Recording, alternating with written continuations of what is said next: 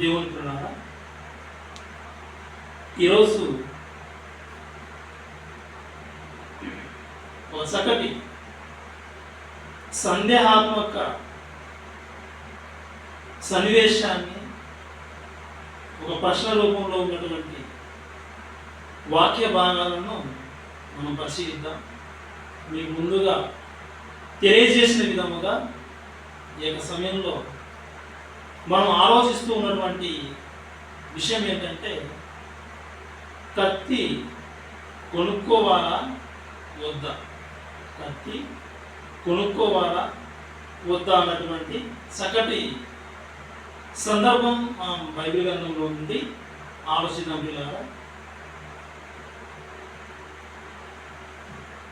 Bible జ్ఞానం మనం తెలుసు పిల్లరా, ఎన్నో విషయాలు దేవుడు రాయించారు.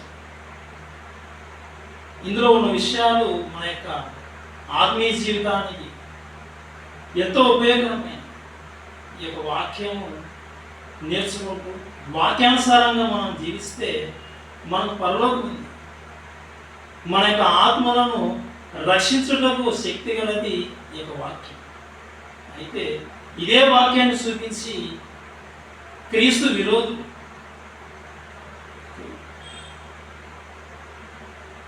విరోధులు బైబిల్లో ఉన్నటువంటి వాక్యాలే చూపించి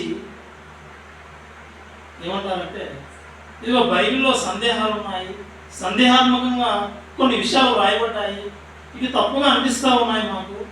ఇప్పుడు బైబిల్ సత్యమైన గ్రంథమేనా?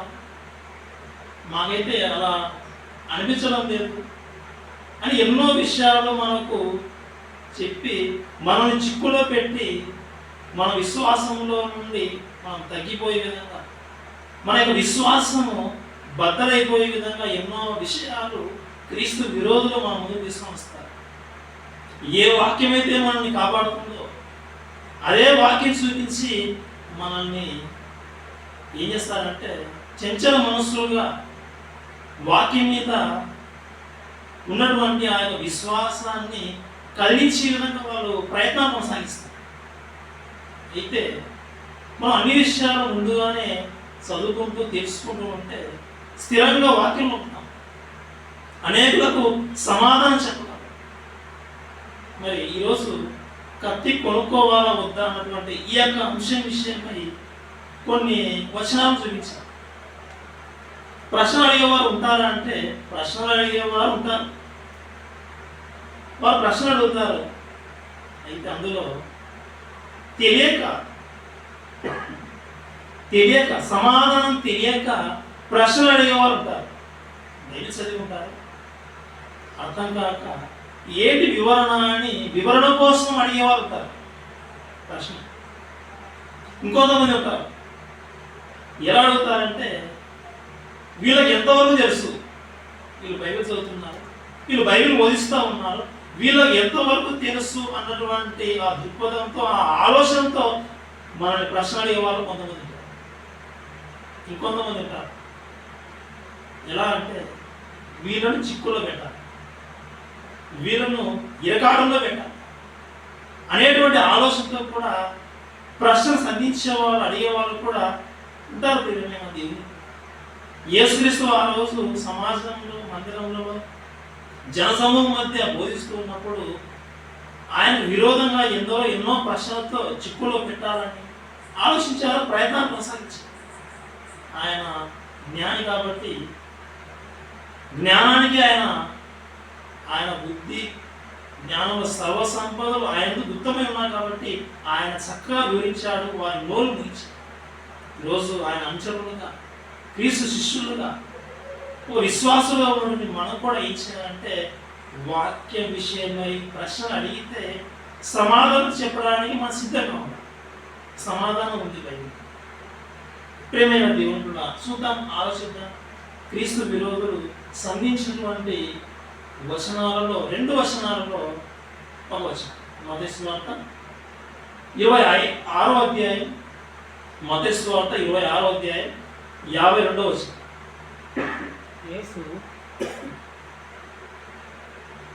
మత్తయి సువార్త 26వ అధ్యాయం 52వ వచనం.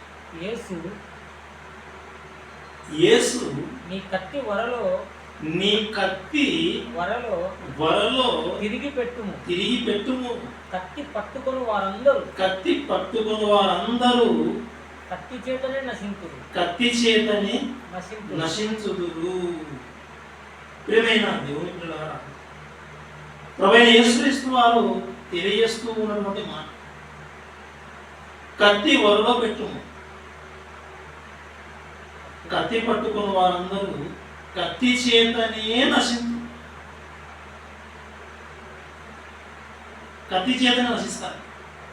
ప్రభువైన యేసుక్రీస్తు వారి వచనం ఈ సందర్భాన్ని ఎవరు తెలియజేశారంటే యేసుక్రీస్తు వారి. ఎవరితో చెబుతా ఉన్నాడంటే పేతురు గారితో చెప్తా ఉన్నాడు. పేతురు గారితో, ఇదిగో పేతురు, నన్ను పట్టుకోవడానికి వచ్చారు కదా, వారందరూ నన్ను పట్టుకున్నప్పుడు ఆవేశంలో నీవు నాయకుడుగా ఉన్నటువంటి నన్ను అరెస్ట్ చేసినప్పుడు నా మీద ప్రేమతో, వారి మీద కోపంతో, ఇదిగో ప్రధాన యాజకుని దాసుని ఇదిగో చెవి తెగనరికి, ఇదిగో ఆ కత్తి నీ వల్ల పెట్టు.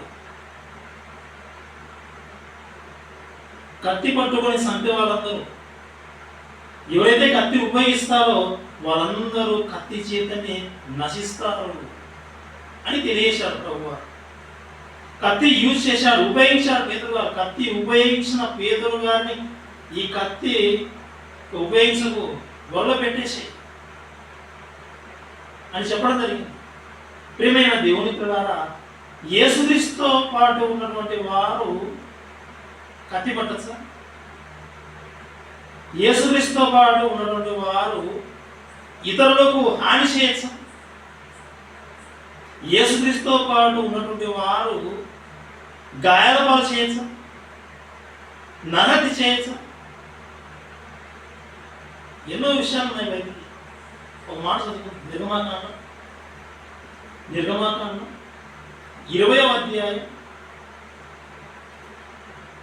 నిర్గమాకాండం 20వ అధ్యాయం 12వ వచనం.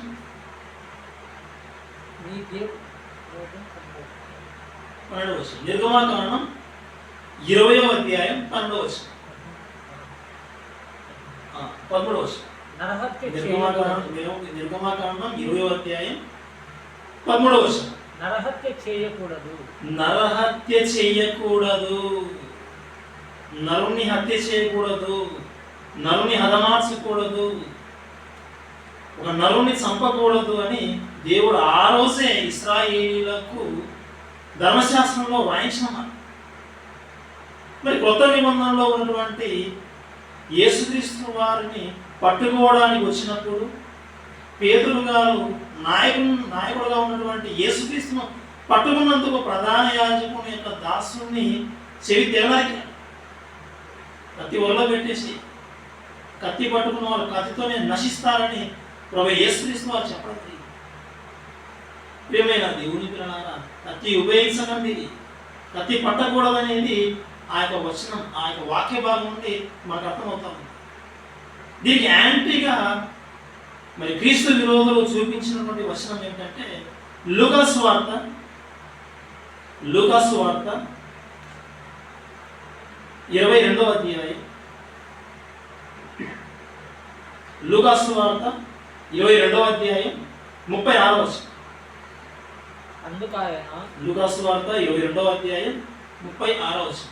అందుకు ఆయన ఇప్పుడైతే సంచి గలవాడు సంచియు జాలయు తీసుకొని పోవలెను. కత్తి లేనివాడు తన బట్టను అమ్మి కత్తి కొనుక్కోవలెను. మత్తయి సువార్త 26వ అధ్యాయం 52వ వచనంలో చూస్తే కత్తి ఒళ్ళో పెట్టు పేతురు అన్నాడు. కత్తి ఉపయోగించకు, కత్తి పట్టుకోకు. ఇక్కడ లూకాసు వార్త 22వ అధ్యాయం 36వ వచనం వచ్చేసరికి కత్తి కొనుక్కోవాలని. అక్కడ చెప్పింది ప్రభువైన యేసుక్రీస్తు వారే, ఇక్కడ చెప్పింది కూడా ప్రభువైన యేసుక్రీస్తు వారే. అక్కడ వచ్చినటువంటి మాట ప్రభువారి నోటి నుండి, ఇక్కడ నుండి ఇక్కడ చెప్పినటువంటి ఈ మాట కూడా ఎవరి నోటి నుండి వచ్చిందంటే ప్రభు అయిన యేసుక్రీస్తు వారి నోటి నుండి వచ్చింది. ఈ రెండు వచనాలు చూపించి ఇవి కొద్దిగా వ్యతిరేకంగా ఉన్నాయి. కత్తి కొనుక్కోవాలా, కత్తి కొనుక్కోకూడదు, కత్తి ఉపయోగించాలా, కత్తి ఉపయోగించకూడదు, ఒకచోట ఉపయోగించకూడదు అన్నట్టుగా ప్రభు గద్దించినట్టుగా పేతురును అక్కడ కనబడతా ఉంది. ఇక్కడికి వచ్చేసరికి కత్తి కొనుక్కో అని ప్రభు వారే ప్రోత్సహించినట్టుగా ఉంది. అసలు ఏంటి ఇలా ఉంది బైబిల్లో అని మనకు సందేహాత్మకంగా వాళ్ళు ఈ రెండు మాటలు చూపించి మనం ఆందోళనలో పడే విధంగా ఈ రెండు వచనాలు చూపిస్తాం. ఇలా ఉన్నప్పుడు మరి దేవుడి జ్ఞానం నేర్చుకుని మనం ఏం చేయాలి? సమాధానం చెప్పవలసినటువంటి ఆవశ్యకత ఉంది, అవసరం ఉంది. కనీసం మనకై దేశం ఉండాలి. వాళ్ళు నమ్మినా నమ్మకపోయినా బైబిల్లో ఉన్న విషయాల పట్ల మనకు కూడా ఏమాత్రం సందేహం ఉండకూడదు. అందుకే ఈ యొక్క బైబిల్ పాఠాల తరగతులు, ఈ క్లాసు ప్రేమైన దేవుడు కూడా ఆలోచిద్దాం. కత్తి కొనుక్కోవాలా, కత్తి కొనుక్కోకూడదు. ప్రేమైన దేవుని పిల్లలారా, ఒక భర్త మరి ఆఫీస్కి వెళ్ళేటప్పుడు ఈరోజు సాయంత్రం షాపింగ్ తీసుకెళ్తానని చెప్పి మరి జాబ్కి వెళ్ళిపోయాడు, డ్యూటీకి వెళ్ళిపోయాడు. ఉదయం పోయేటప్పుడు చెప్పాడు, ఈరోజు సాయంత్రం రెడీగా ఉండు, వచ్చిన తర్వాత షాపింగ్ తీసుకెళ్ళి వెళ్ళిపోయాడు. డ్యూటీలో ఉన్నాడు. ఆ డ్యూటీ ఇంకా ఎక్కువ జరిగింది. ఇక ఇంటికి వచ్చేసరికి మొత్తం మార్నింగ్ ఉదయం పూట భర్త తన భార్య చెప్పిన మాట మర్చిపోయాడు. లేడు వచ్చాడు. ఇంటికి షాపింగ్కి వెళ్దామని చెప్పాడు, తిరిగి వచ్చాడు, లేడు వచ్చాడు. అప్పుడు ఇంట్లో ఉన్నటువంటి అతని యొక్క భార్య యొక్క రియాక్షన్ అవుతుంది. ఉదయం చెప్పింది ఏంటి? నువ్వు వచ్చిన సమయం ఏంటి? షాపింగ్ తీసుకెళ్తా అన్నావు, ఈరోజు షాపింగ్ వెళ్ళే అవకాశం లేదు. తీసుకెళ్ళమని నేను చెప్పానా? నేను అడిగానా? చెప్పింది నువ్వే, తీసుకెళ్తా అని చెప్పింది నువ్వే, ఈరోజు తీసుకుని వెళ్ళకుండా ఉండేది నువ్వే. తీసుకెళ్తానన్నావు, తీసుకెళ్ళావు, మాట చెప్పావు, మాట తప్పావు. ఇలా ఇదే విధంగా మనం కనబడతాం. కత్తి ఒరలో పెట్టి పేదలు, కత్తి పట్టుకున్న వాళ్ళు కత్తితోనే నశిస్తారన్నాడు.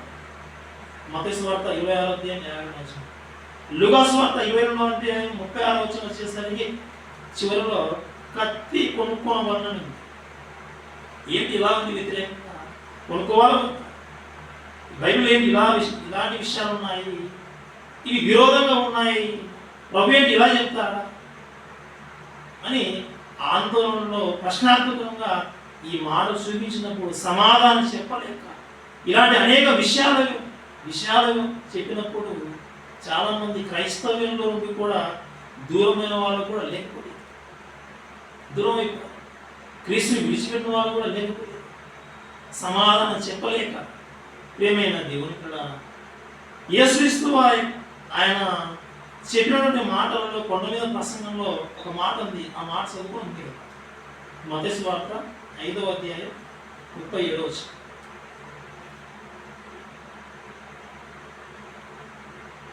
ఈ మాట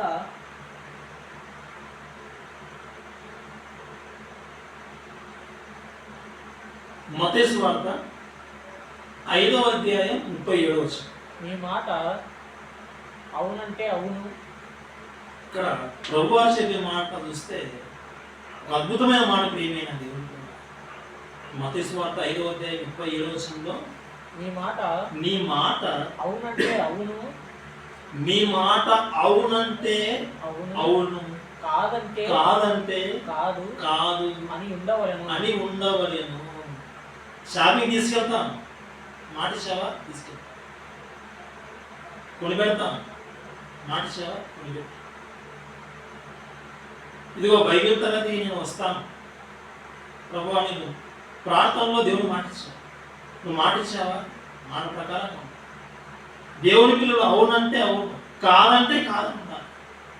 ప్రభు యేసుక్రీస్తు వారు చెప్పాను, అవునంటే అవును, కాదంటే కాదు అని ఉండవలేను. వీటికి మించి ఏదైనా మాట్లాడితే అది దుష్టుల నుండే వచ్చినట్టు ప్రభువే చెప్పాడు కదా ఈ మాట. మరి ప్రభువే ఈ మాట చెప్పి ప్రభువే కత్తి ఒరలో పెట్టు అని పేదలతో చెప్పి మళ్ళీ కత్తి కొనుక్కోండి ఇలా చెప్పడం ఏంటి? ఆయనే మాట ఇచ్చి మాట తప్పకూడదు అన్నాడు. కాదంటే కాదని చెప్పాలంటా ఉన్నాడు. ఆయన 2 విధాలుగా ఒకసారి కొనుక్కోండి, ఒకసారి వద్దన్నట్టుగా మాకు అలా అనిపిస్తూ ఉంది. అసలు ఏం చేయాలి మేము అని ఆలోచన పడ్డారు. మనల్ని కూడా ఆలోచన నెట్టేశాం. ప్రియమైన దేవుని పిల్లారా, మనం ఆలోచిద్దాం.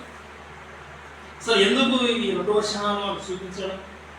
అసలు వివరణ ఏంటి? వ్యతిరేకంగా ఉన్నాయా?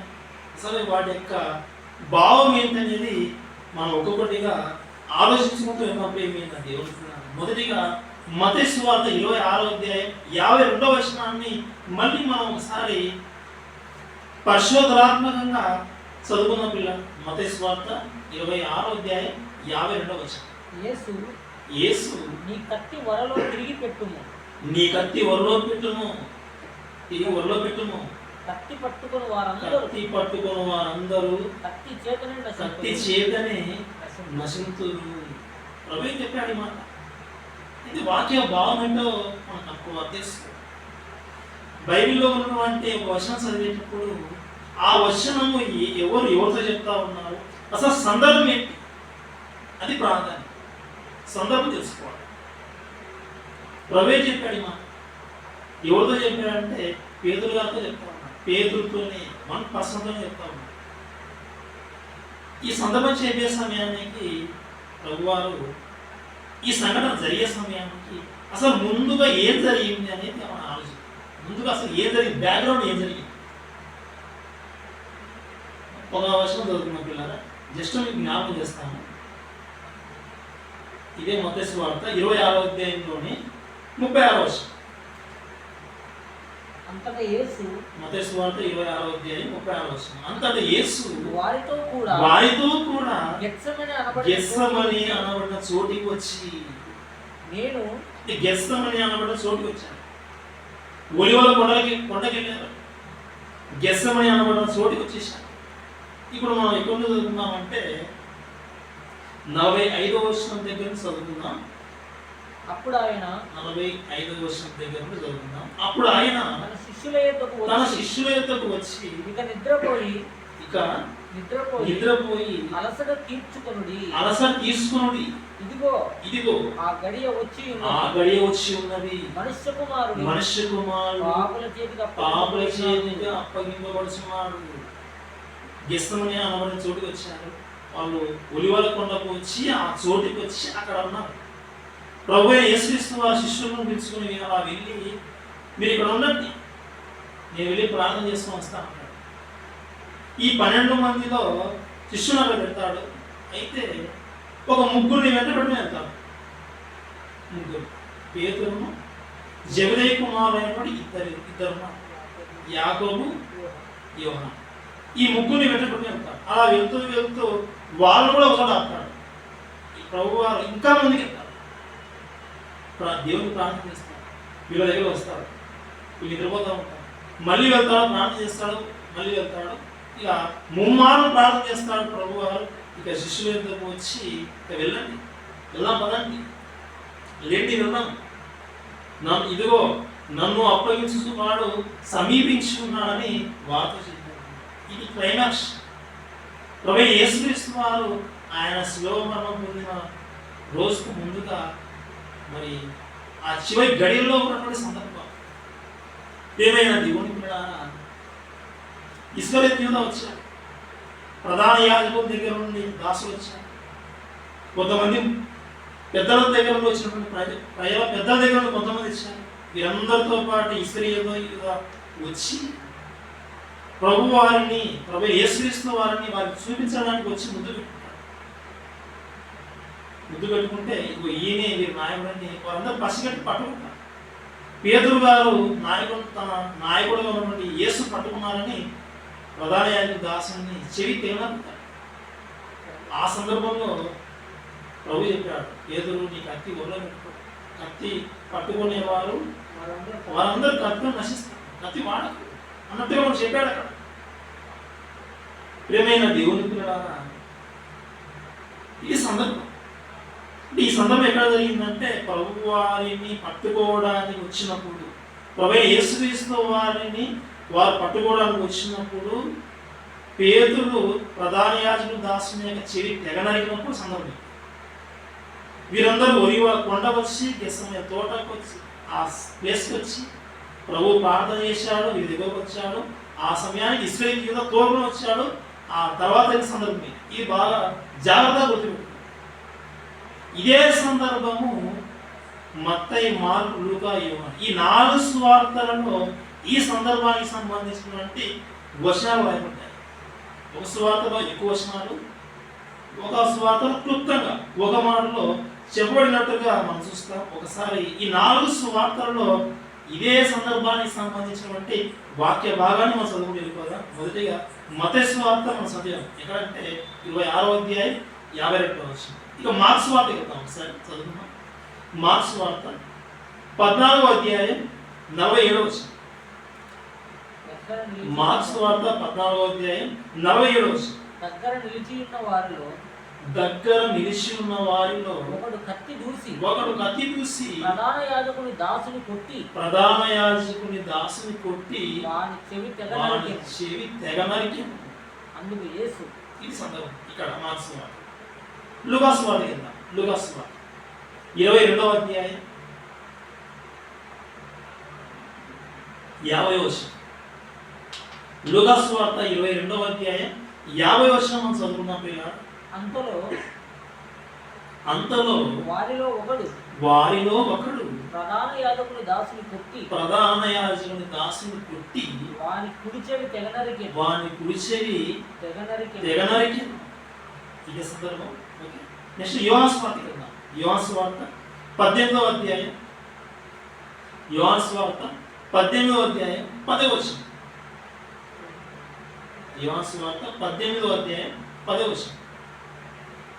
సీమోను పేతురు వద్ద కత్తి ఉండినందున అతడు దానిని దూసి ప్రధాన యాజకుని దాసుని కొట్టి అతని కుడి చెవి తెగనరికెను. ప్రధాన యాజకుని దాసుని కొట్టాడు. ఆ కొట్టిన వ్యక్తి ఎవరో కాదు, పేతురు గారు.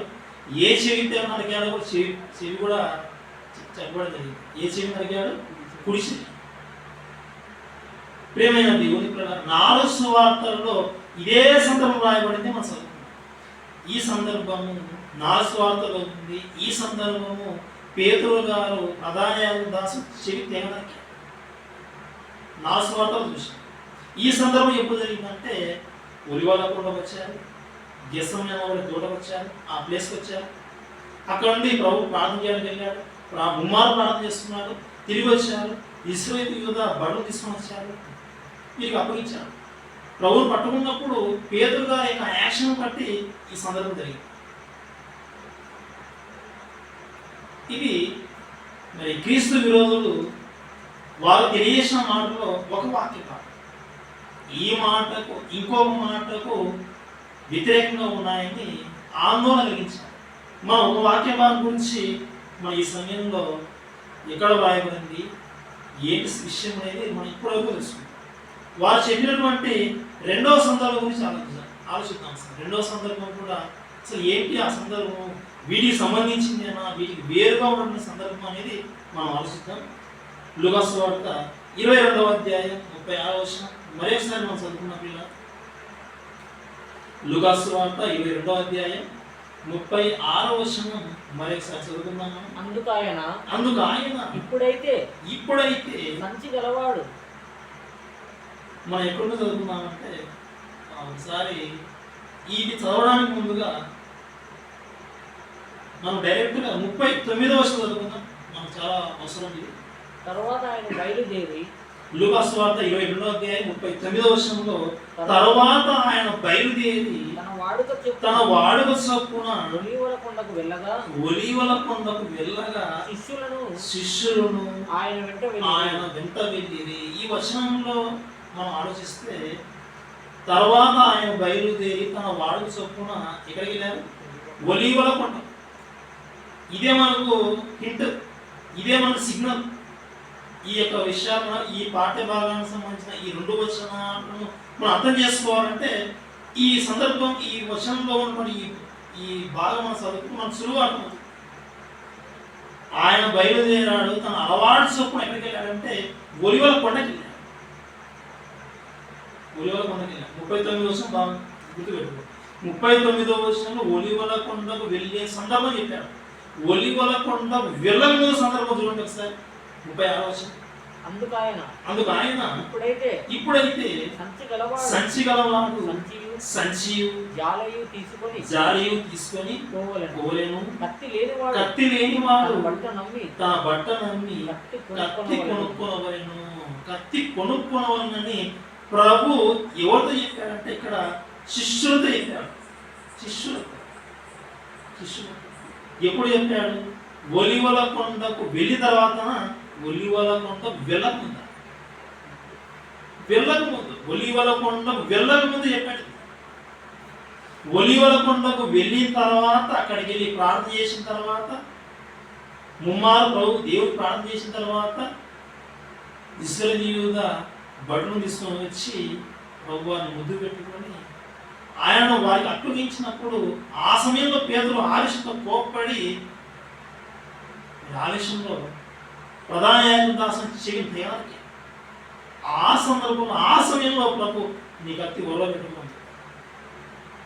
ఒలివల కొండకి వెళ్ళిన తర్వాత సందర్భం ఒకటి, ఒలివల కొండ వెళ్ళక ముందు ప్రభు చెప్పిన సందర్భం ఏంటంటే, ఆయన ఇదిగో నాతో పాటు ఉన్న మీరందరూ, మీతో నేను చెప్తున్నా 36వ వచనం, లూకాసు వార్త 22వ అధ్యాయం 36వ వచనంలో కత్తి కొనుక్కొనవలెను అని చెప్పాడు. చివరి ఒలివల కొండకు వెళ్ళిన తర్వాత పేతురు గారు చేతిలో ఉన్నటువంటి కత్తి నిరోధించాడు. ఆపో పేతురు, కత్తి ఒళ్ళో పెట్టాడు. ఒలివల కొండకు వెళ్ళక ముందు సందర్భం ఏంటంటే కత్తి కొనుక్కోవచ్చు. ప్రియమైన దేవుని పిల్లలారా, యేసుక్రీస్తు వారు పేతురుతో మాట్లాడుతున్న సందర్భంలో చెవి తెగ నరికిన తర్వాత, ప్రధాన దాసుని చెవి తెగ నరికిన తర్వాత ఉన్నటువంటి సందర్భం మీకు చూపించాను. ఈ సందర్భము 4 సువార్తలో ఉంది. అయితే లూకాసు వార్త 22వ అధ్యాయం 36వ వచనం అనేది, ఈ వచనం అనేది ఈ 4 సువార్తల్లో నేను నాకు చూపించాను కదా. ఇప్పుడు వరకు చూపించడం అంటే ఆ సందర్భం అనేది 4 సువార్తలో ఉంది, కానీ ఆ సందర్భానికి సంబంధించింది ఇది కాదు.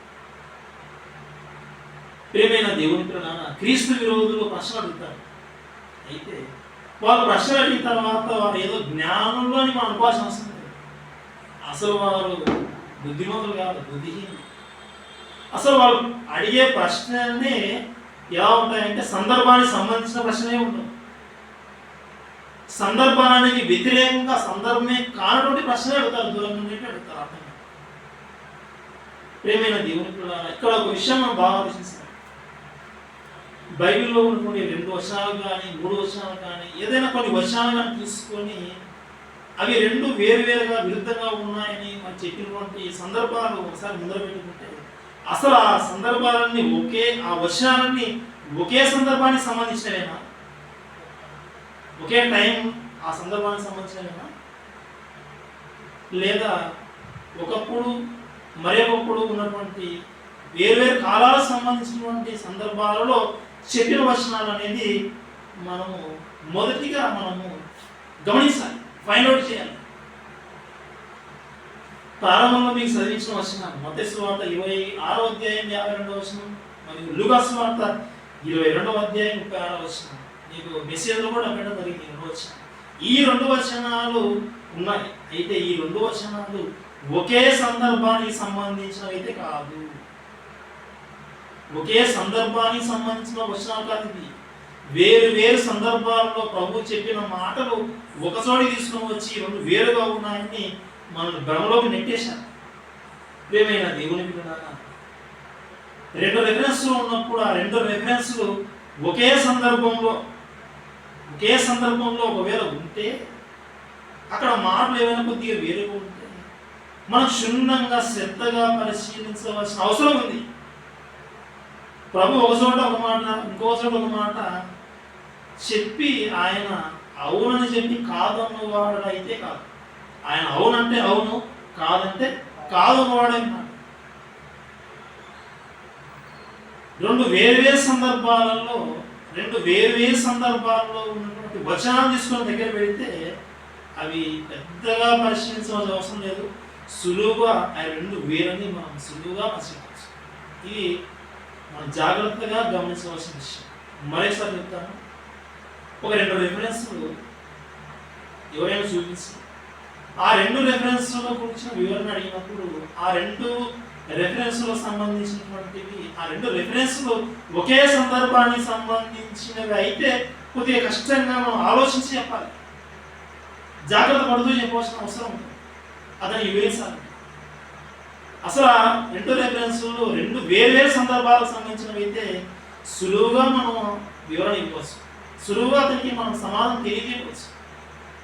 ఇప్పుడు మనం చదువుకున్నటువంటి రెండు వచనాలు మత్తయి సువార్త 26వ అధ్యాయం 52వ వచనం, లూకా సువార్త 22వ అధ్యాయం 36వ వచనంలో ఉన్నటువంటి ఈ రెండు వచనాలు రెండు వేరు సందర్భాల్లో ప్రభువు పలికిన మాటలు. ఇది సులువుగా మనము వీటికి సంబంధించి చక్కటి పరిష్కారం మనం అర్థం చేసుకోగలం. ప్రియమైన దేవుని పిల్లలారా, ప్రభువైన యేసుక్రీస్తు వారు మత్తయి సువార్త 26వ అధ్యాయం 52వ వచనం చెప్పిన మాట, పేతురు నీ కత్తి ఒరలో పెట్టన్నాడు. ఆ మాట నిజమే, చెప్పి ప్రభు అదే నిజమే. ఆ కత్తి ఉపయోగించకూడదు.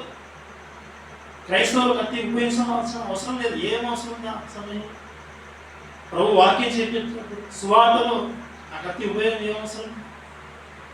ప్రియమైన దేవుని పిల్లలారా, కత్తి ఉపయోగించకూడదు ఆ సమయంలో. ఓకే, అది సులువుగా అర్థం అవుతుంది మనకు. అయితే కత్తి కొనుక్కోమన్నాడు కదా, కత్తి కొనుక్కోమన్నాడు. అసలు ఎందుకు కొనుక్కోమన్నాడు?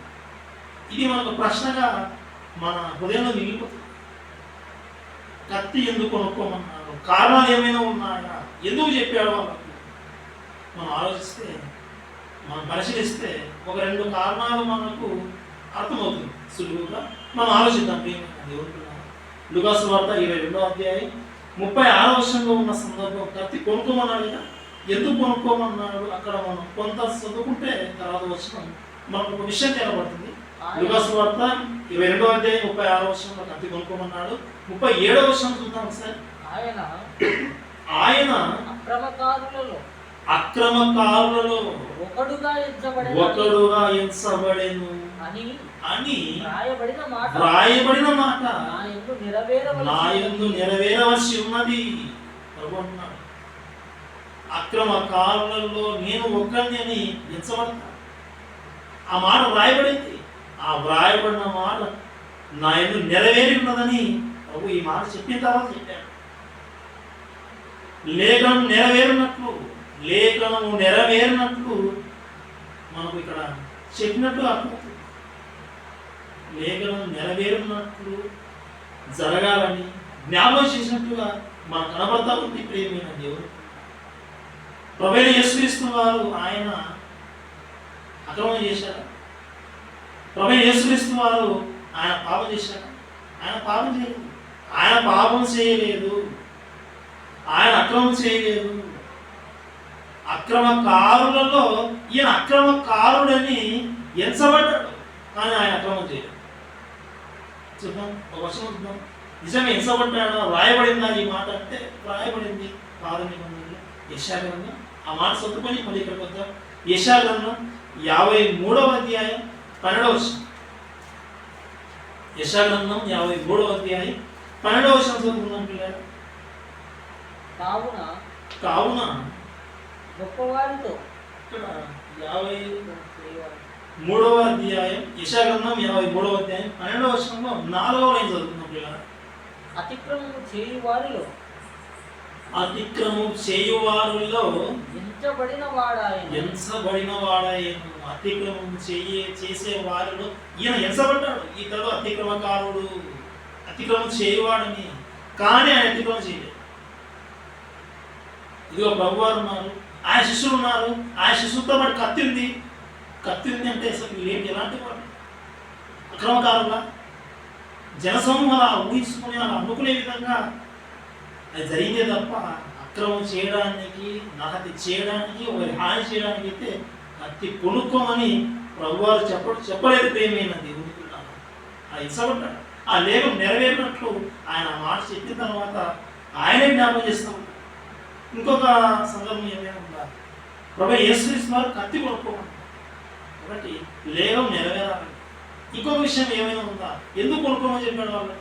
అక్కడే 36వ వచనం మళ్ళీ ఒకసారి చదువుకునేందుకు ముందు 35 నుండి కంటిన్యూ చదువుకుందాం. లూకా సువార్త 22వ అధ్యాయం 35వ వచనం 36వ వచనం. మరియు ఆయన సంచియు బాగా చదువుకున్నాం ఈ వచనాన్ని. మరియు ఆయన సంచియు జాలియు చెప్పులను లేకుండా నేను మిమ్మును పంపినప్పుడు మీకు ఏమైనను తక్కువ ఆయన అని వారిని అడిగినప్పుడు వారు ఏమీ తక్కువ కాలేదని. మీకేమైనా తక్కువ ఉందా? నేను మీకు ఏం చెప్పానంటే, ఒకప్పుడు సంచి జాలీలు చెప్పులను మీ దగ్గర ఉండకూడదు, లేకుండా పంపాను. మనం ఒకసారి లేకుండా పంపాను. మనం పంపినప్పుడు మీకేమైనా తక్కువ అయిందా? మాకేం తక్కువ కాలేదన్నా, మాకేం తక్కువ కాలేదు అన్నారు వాళ్ళు. అన్నారు. తర్వాత ప్రభువైన యేసుక్రీస్తువారు 36వ వచనంలో ఆయన ఏమన్నాడు చూద్దాం. ఇప్పుడు అందుకు ఆయన ఇప్పుడైతే, అప్పుడు చెప్పిన మాట అది, ఇప్పుడైతే మీరేం చేయాలంటే సంచి గలవాడు సంచియు జాలియు తీసుకొని పోండి. అప్పుడు వద్దని చెప్పాను, అప్పుడు లేకుండానే వెళ్ళమని చెప్పాను, ఇప్పుడు మాత్రం ఉంటే తీసుకుని. దాంతో పాటు ఏం చెప్పానంటే, కత్తి లేనివాడు తన బట్టను అమ్మి కత్తి కొనుక్కోవాలను. బట్టను అమ్మి కత్తి కొనుక్కున్నాడు. అప్పుడు ఏం లేకుండా వెళ్ళారు, మీకేం తక్కువ కాదు. ఇప్పుడైతే బట్టను అమ్మి కత్తి కొనుక్కోవాలి. సంచి ఉంటే సంచి తీసుకెళ్ళాలి, జాలి జాలి తీసుకెళ్ళి. అప్పుడు వద్దన్నాడు, ఇప్పుడు తీసుకెళ్ళమని చెప్తాను. అప్పుడు ప్రారంభంలో చెప్పాడు, ఇప్పుడు యేసుక్రీస్తు వారు ఆయన మరణించడానికి వెళ్ళిపోతా ఉన్నాడు, శిలోమరణానికి వెళ్ళిపోతా ఉన్నాడు. చివరి దశ ఆయన, నేను మీ దగ్గర ఉన్నాను, వెళ్ళిపోతా ఉన్నాను, కొనుక్కోండి. ఎందుకు కొనుక్కోవాలి ప్రభు? ఎందుకు కొనుక్కోవాలి? హత్య చేయడం కోసం కాదు, నరహత్య కోసం కాదు, గాయాల పాలు చేయడం కోసం కాదు, కొనుక్కోండి. మరి అప్పుడు చెప్పాడు, ఒకప్పుడు చెప్పాడు చూద్దాం. ఆ వర్షం ఒకసారి చదువుకొని ఇక్కడికి వద్దాం. మత్తయి సువార్త 10వ అధ్యాయం, శిష్యులను పంపేందుకు చెప్పాడు. మత్తయి సువార్త 10వ అధ్యాయం 9వ వచనం. మీ సంచులలో బంగారమునైనను వెండినైనను రాగినైనను ప్రయాణము కొరకు జాలినైనను 2 అంగీలైనను చెప్పులైనను చేతి కర్రనైనను సిద్ధపరచు కొనకుడి. కొనుడి అని చెప్పలేదు, కొనకుడి. వద్దు, మీ దగ్గర ఏమి ఉండకూడదు, మీరేం సిద్ధపరచుకోకూడదు, ఏం లేకుండా వెళ్ళండి, వెళ్ళిపోండి. వెళ్ళకుండా ఎలా ప్రభా? మా వస్తువులు ఏంటి, మాకు ఆహారం ఏంటి? అదే వచ్చిన పనివాడు తన ఆహారమునకు పాత్రుడు కాడా? ప్రారంభంలో చెప్పాడు, నేనున్నాను, వెళ్ళండి, మీకు ఏం అవసరం లేదు, వెళ్ళిపోండి, ఏం లేకుండా వెళ్ళిపోండి అన్నాడు. ఇంకా యేసుక్రీస్తు వారు ఆయన మరణానికి వెళ్ళే సమయం అప్పుడు చెప్పాను కదా, ఏం లేకుండానే వెళ్ళమని చెప్పాను. మీకు ఏమైనా పదవి ఉందా? ఏం లేదు కదా. ఇప్పుడైతే సంచి ఉంటే సంచి తీసుకెళ్ళండి, జాలంటే జాలి తీసుకెళ్ళండి, కత్తి కూడా కొనుక్కోండి చెప్పాడు. ప్రేమైన దేవుని పిల్లల, ప్రభు యేసుక్రీస్తు వారు ఆయన ఈ లోకం విడిచి వెళ్ళిపోయే సమయం, ఆ సమయంలో చెప్పాడు. కత్తి కొనుక్కోమని చెప్పడానికి కారణం ఒకటి, లేఖనం నెరవేరాలి. కత్తి కొనుక్కోమని చెప్పాడు, నేను మీ దగ్గర వెళ్ళిపోతాను. ఇదిగో మీ పోషణ మీరే చూసుకోండి. మీ పోషణ మీరు ఎవరి మీద ఆధారపడుతున్నారు? స్వార్థ పనిచేసేవాడు పనివాడు జీతము పాత్రుడే. అయితే ఈ స్వార్థ పనిలో ఉన్న మీరు కూడా ఎవరి మీద ఆధారపడుతున్నారు? ఎక్కువగా వాక్య పరిచయలో ఉన్నటువంటి వారు ఎక్కువ వాక్య పరిచయం మీద ఉంటారు. అంతగా వాక్య పరిచయం మీద ఎక్కువగా లేని వాళ్ళు, సమయం ఉన్న వాళ్ళు, ఇదిగో మీరు మీ చేతులతో కష్టపడండి. విస్తారంగా దేవుని కోసం సేవ చేస్తూ కూడా మేము కష్టపడతామని కష్టపడండి. ఎవరి మీద మీరు భారం పెట్టకండి. ఇది వెళ్ళిపోతా ఉన్నాను, మీ పోషణ మీరే చూసుకోండి. ఇదిగో శిష్యుల్లో ఉన్నటువంటి వారు మీరు వృత్తి ఎక్కువ మోతాదులో వీరిలో చేపలు పట్టే వాళ్ళు కనబడతారు. పేతురు గారు, ఆంద్రే, యోహాను, యాకోబు సముద్రంలో చేపలు పట్టేవారు. ఈ చేపలు పట్టినప్పుడు, ఈ చేపలు ఉపయోగించేటప్పుడు చేపను ముక్కలు చేయడం కోసం కానీ కత్తిని ఉపయోగిస్తారు. వాళ్ళు జీవనోపాధి కోసం, వారి దగ్గర ఉన్న పనిముట్ల కోసం. ఆ పనిముట్లలో ఒక కత్తి అవసరం కావచ్చు. కత్తి కొనుక్కోనే చెప్పారు. కత్తితో సంభవం చెప్పలేదు, కత్తి కొనుక్కోనే చెప్పారు. లేఖనం ఉంది, ఆ లేఖనం నెరవేరాలి. ఇదో కత్తి ఉంది, అక్రమకారులని వాళ్ళు అనుకోవాలి. ప్రేమైన దేవుని ఆ రీతిగా ఆయన కత్తి కొనుక్కోమని చెప్పడం జరిగింది. ప్రేమైన దేవుని పిల్లలారా,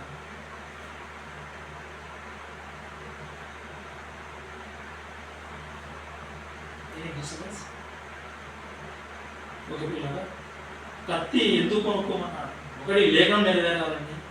ఇదిగో శిష్యులారా, ఇదిగో వెళ్ళిపోతా ఉన్నా, మీ పోషణ మీరే చూసుకోండి.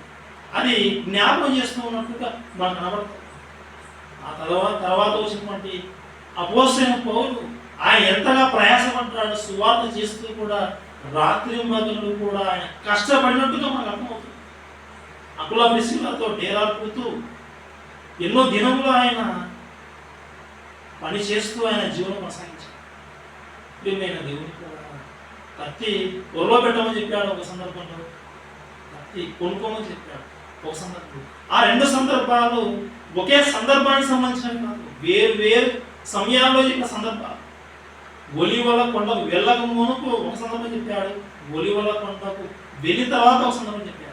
ఇది మీకు సులువుగా అర్థం కావాలంటే ఒకే సువార్తలో ఈ రెండు సందర్భాలు ఒకేసారి మీరు చూపిస్తే మీకు సులువుగా, నిశ్చింతగా, ఏ భయం లేకుండా సులువుగా ఇంకా మీరు క్లారిటీగా ఉంటారు. చూద్దాం, ఇదే లూకాసు సువార్త 22వ అధ్యాయం 36వ వచనం చదువుతున్నాం కదా. కత్తి కొనుక్కోమన్నాడు 36వ వచనం. లూకాసు సువార్త 22వ అధ్యాయం 36వ వచనంలో కత్తి కొనుక్కోమన్నాడు చివరి భాగం కదా. 50వ వచనం చదవండి సార్. 50వ వచనం. ఒలివల కొండకు వెళ్ళిన తర్వాత, ప్రార్థన చేసిన తర్వాత, ఇస్కరియోతు యూదా వచ్చిన తర్వాత, ఆ సందర్భంలో జరిగిన తర్వాత చెప్తున్నాడు. అంతలో వారిలో ఒకడు ప్రధాన యాజకుని దాసుని కొట్టి వాని కుడి చెవి తెగ నరికెను. ఎవరో కాదు, పేతురు గారు. ఆ సందర్భంలో కత్తి ఒళ్ళో పెట్టమని చెప్పారు. ఒకే సువార్తలో కత్తి కొనుక్కోమన్నటువంటి మాట 36 లూకాసు సువార్తలో ఒలివల కొండకి వెళ్ళిన తర్వాత జరిగిన సందర్భంలో, ఆ సమయంలో ప్రధాన యాజకుని దాసుని చెవి తెగ నరికినటువంటి పేతురు గారు కత్తి ఒళ్ళో పెట్టమన్నాడు. ఒకే సువార్తలో చూసినాం. రెండు ఒకే సువార్తల్లోనే మనం చూడడం ద్వారా మనకు సులువుగా క్లారిటీ అర్థమైంది. ఓహో, ఇవి చెప్పినవి రెండు వేరు సందర్భాల్లో ఉన్నప్పుడు వచ్చామన్నమాట. ఈ రెండు వచ్చిన మన ముందర పెట్టి కత్తి కొనుక్కోమంటాడు, కత్తి వద్దంటాడు. కొనుక్కోవాలి వద్దా? ఇదేం వ్యతిరేకంగా ఉంది? ఈ బైబిల్ తప్పేంటి? తప్పుగా ఉంది. ఈ బైబిల్ ఏంటి? ఇలా భయాందోళన గురి చేస్తారు. కానీ సులువుగా మనం చదువుకుంటే, ఆలోచిస్తే, పరిశీలిస్తే ఇంత సులువుగా అర్థమైందో చూడవచ్చు సార్. చెప్పబడినటువంటి రెండు సందర్భాలు వేరు సమయాల్లో చెప్పబడిన సందర్భాలు. కత్తి వద్దన్నాడు, ఉపయోగించవలసిన అవసరం లేదు. ఆ రోజు శిష్యులు చెప్పాడు కత్తి కొనుక్కోమని. ఈరోజు మనం స్వార్థ చెప్తాం. కత్తి కొనుక్కోవాల్సిన అవసరం ఉందా? కత్తి స్వార్థ వెళ్ళే అవసరం ఉందా? తీసుకువెళ్ళవలసిన అవసరం ఉందా? అసలు లోకంలో వెళ్ళినటువంటి వారే కత్తి తీసుకొని వెళ్తేనే, ఆయుధాలు కనబడితేనే అరెస్ట్ చేస్తారు పోలీసులు. ఆయుధాలు పట్టున్నారు, మీరు అరెస్ట్ చేస్తారు. ఏ పర్మిషన్ ఉంది? ఏ భయం వెంటాడుతుందని? ఎందుకు ఆయుధం అంటే? ప్రియమైన దేవుని పిల్లలారా, క్రైస్తవుడు, క్రీస్తునటువంటి విశ్వాసి, స్వార్థికుడు తన వెంట కత్తి కొనుక్కొని వెళ్ళవలసినటువంటి అవసరం లేదు. కత్తి అవసరం లేదు. నువ్వు కత్తి వాడవలసిన అవసరం లేదు. ఫిజికల్ రూపంలో ఉన్నటువంటి కత్తిని నువ్వు వాడవలసిన అవసరం లేదు. నువ్వు కత్తి తీసుకోవాల్సిన అవసరం లేదు. నువ్వు వెళ్ళేది హింసించడం కోసం కాదు. ప్రియమైన దేవుని పిల్లలారా, అయితే ఈ కత్తి కొనుక్కోకూడదు అసలు. అంటే కొనుక్కోని కత్తి అవసరాన్ని కొనుక్కోండి. సువార్త కోసం అవసరం లేదు. సువార్త వల్ల కత్తి అవసరం. దేవుని యొక్క వాక్యం తప్ప, దేవుని యొక్క వాక్యం అవసరం తప్ప. ప్రేమైన దేవుని పిల్లలారా, ఇంకొంతమంది ఆ కత్తి ఏదో కాదు వాక్యం అని ఇలా తీసిపోతారు. బైబిల్ ఎంతవరకు ఆలోచించాలో అంతవరకు ఆలోచించారు, కానీ లిమిట్స్ దాటిపోతారు. ప్రేమైన దేవుని పిల్లలారా, రెండు ప్రభు చెప్పిన సందర్భాల్లో కత్తి ఉపయోగించడం పేదలు అన్నాడు. కత్తి పడితే కత్తి చనిపోతాడు, నశిస్తాను వద్దు అన్నాడు. ఒక సందర్భంలో కత్తి కొనుక్కోమని చెప్పాడు, అది శిష్యులకు చెప్పాడు. ఈరోజు మనం స్వార్థకు వెళ్ళేటప్పుడు కత్తి వెంట తీసుకోవాల్సిన అవసరం లేదు. కత్తి కొనుక్కోకూడదా? కొనుక్కో. కత్తి అవసరం కోసం, నీ గృహంలో నీ అవసరాల కోసం కత్తిని కొనుక్కో. ఈరోజు ఇంట్లో కత్తి ఉంటుంది ఎందుకు? చంపడానికి కాదు, పొడవడానికి కాదు. ఇదిగో కూరగాయలు ఉంటే కూరగాయలు కట్ చేసుకోవడం. ఇదిగో పండ్లు ఉన్నాయి, ఇదిగో పండ్లను ముక్కలుగా నీట్గా కట్ చేయడం కోసం కత్తి పీటలు ఉంటాయి. ఇవన్నీ ఎందుకు ఉన్నాయంటే ఇదిగో ఉన్నటువంటి పదార్థాలను ముక్కలు కట్ చేయడం కోసం. చేపలు వ్యాపారం చేసే వాళ్ళు, చేపలు అమ్ముకునే వాళ్ళు, వాళ్ళ దగ్గర పెద్ద పెద్ద కత్తులు ఉంటాయి. ప్రేమైన దేవుని పిల్లలారా, కత్తి కొనుక్కోవాలి వద్దంటే. స్వార్థ నిమిత్తం వెళ్ళేటప్పుడు ఈ ఫిజికల్ రూపంలో ఉన్నటువంటి ఈ కత్తి అవసరం లేదు. కత్తే కొనకూడదంటే కత్తి కొనుక్కోండి. మీ యొక్క అవసరాల కోసం, గృహంలో ఉపయోగం కోసము కత్తి ఉపయోగించవచ్చు. ప్రేమైన దేవుని పిల్లలారా, ఈ యొక్క విషయాలు మనం అర్థం చేసుకున్నాం. ఇలా చాలా మందికి సందేహాత్మకంగా ఇలా ఎన్నో సందర్భాలు ఉంటాయి. ఈరోజు మీరు చక్కగా మంచి విషయాలు తెలుసుకున్నాం. బైబిల్లో ఈ సమయంలో మనం ఆలోచించినటువంటి ఈ రెండు సందర్భాలు వేరువేరు సందర్భాల్లో చెప్పబడినటువంటి వచనాలు. ఒలీవల కొండకు వెళ్ళకముందు ఒకటి, వెళ్ళిన తర్వాత ఒకటి ఉన్నటువంటి సందర్భాలు. ఈ విషయాలు మీకు అర్థమయ్యాయని ఆశిస్తున్నాను. మరి మీరందరూ ప్రార్థనలో ఏకీపిస్తే మరి ప్రార్థన చేసుకున్న పిల్లలు. ప్రార్థన. మహోన్నతుడు అయిన మా యొక్క తండ్రి, ఇదిగో నాయన, ఇదిగో చక్కగా నాయన మీ యొక్క జీవ గ్రంథంలో వాయించారు తండ్రి. ఎన్నో విషయాలు తండ్రి, జ్ఞానయుక్తంగా మీ యొక్క లేఖనాలు తండ్రి అవి నెరవేరినట్టు వాయించారు. ప్రభు కూడా పలికాడు నాయన.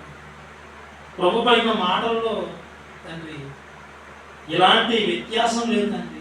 ఆయన ఏ సమయంలో ఏ మాట చెప్పినా, మీరు ఏ సమయంలో ఏ మాట మీరు గ్రంథ సంచి ద్వారా తెలియజేసినటువంటి ఈ యొక్క మాటలు తండ్రి ఒకదాని ఒకటి ఏ మాత్రం విరోధంగా లేవున్నాయి.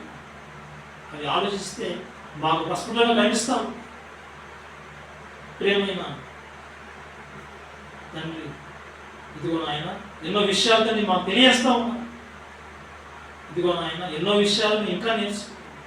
సముద్రం అంతటి అనంతమైన జ్ఞానం తండ్రి మీరు బైబిల్ గ్రంథంలో వాయించారు. ఒక్కొక్కటిగా మేము నేర్చుకుంటూ తెలుసుకుంటూ వాక్యంలో ఎదగడానికి తండ్రి మాకు అవకాశం కల్పించమని కోరుచున్నాం.